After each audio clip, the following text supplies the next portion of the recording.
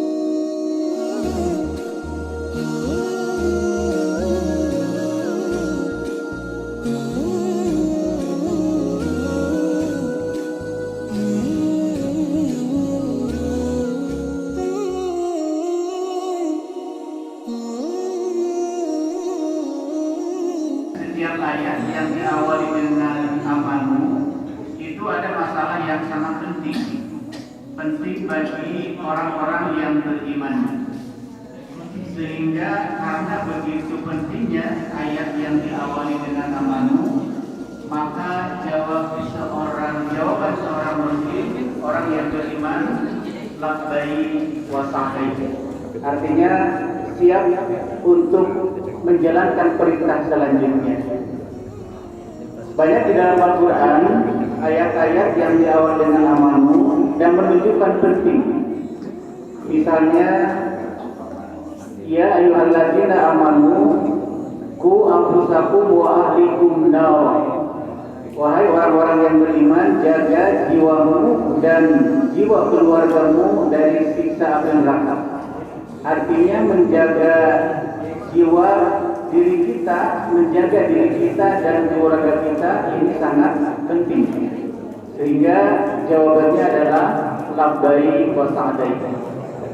Bahkan ayat yang diawali dengan amanu yang berhubungan dengan taubat itu diawali dengan amanu.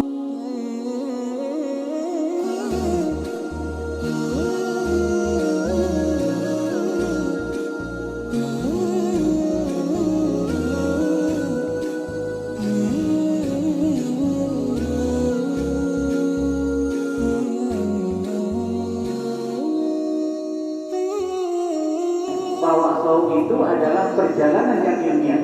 Maka persiapan yang kedua adalah persiapan ilmiah. Kenapa disebut persiapan ilmiah? Karena saum itu syarat dengan keilmuan.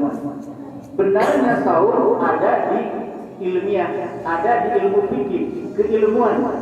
Benarnya tarawih ada di ilmu fikih, benarnya zakat ada di ilmu fikih. Artinya persiapan ilmiah ini sangat penting bagi kita.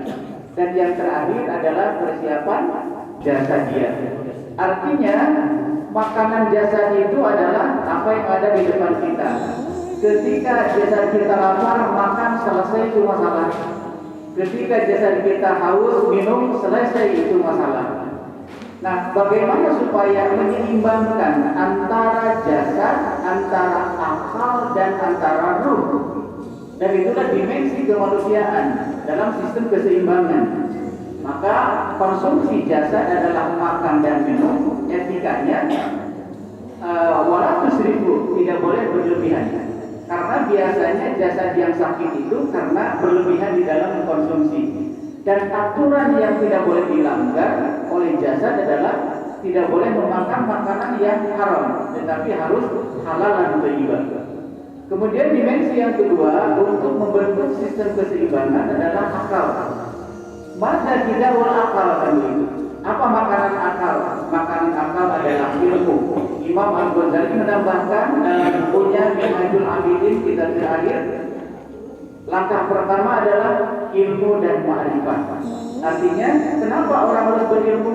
Kemudian ada ma'rifat. Orang yang berilmu tanpa ma'rifat biasanya cenderung untuk melakukan kejahatan intelektual, korupsi misalnya.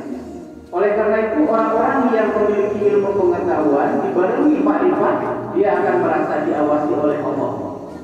Ada zikir ma'rifat, Allahumma ini, Allah bersamaku. Allahu syahidi, Allah menyaksikanku. Allahu nadiri, Allah melihatku.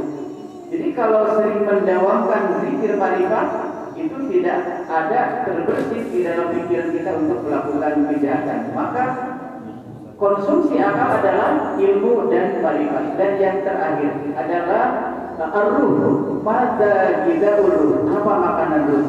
Makanan ruh adalah zikrullah.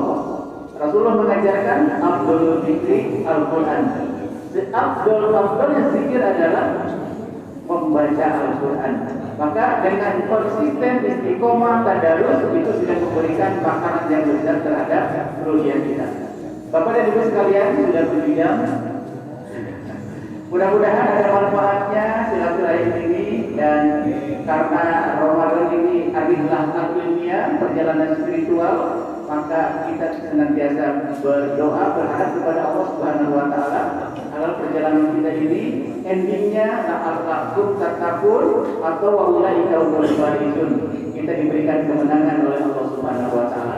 Padahal Allah azim, taqabbalallahu minna